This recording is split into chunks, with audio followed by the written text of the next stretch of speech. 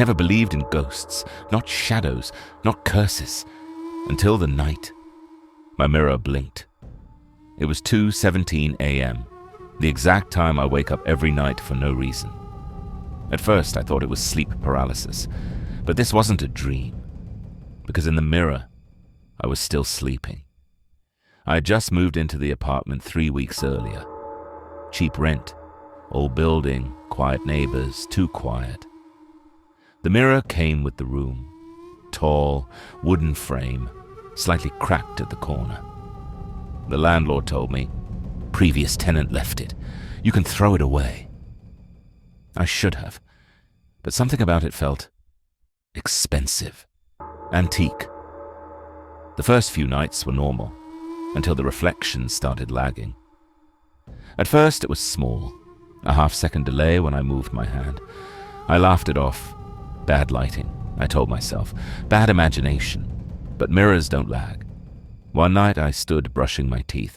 I spat into the sink, but my reflection smiled. I froze. In the mirror, my head tilted slightly. Its smile grew wider. Too wide. I slowly touched my face. The reflection followed, perfectly synced again, like nothing happened. I didn't sleep that night. Every night after that, I woke up at exactly 2:17 a.m. No alarm, no sound, just a feeling, like someone was watching me, and every time I looked at the mirror, my reflection wasn't sleeping. It was sitting upright on the bed, staring back at me, waiting. The first time I saw it, I couldn't breathe, because in reality, I was still lying down. But in the mirror, I was sitting, smiling. One night I decided to test it.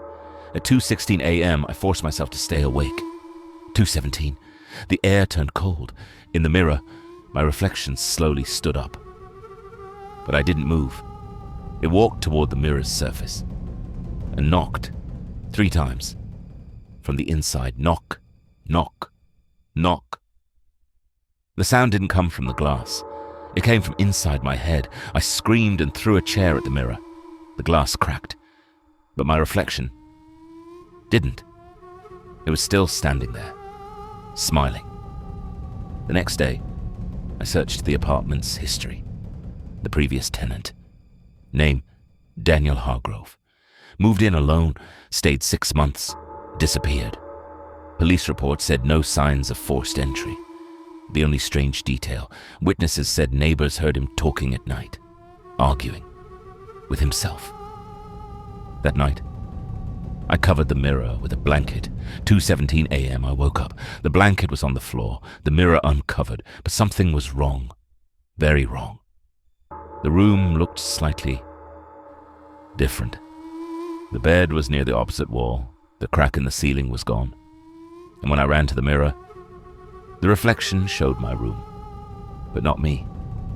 Instead, someone else was standing there, wearing my face, touching the mirror from the other side, whispering, "Your turn." Suddenly, everything went dark. When I opened my eyes, I was inside the mirror. I could see my room, but it wasn't mine anymore, on the other side.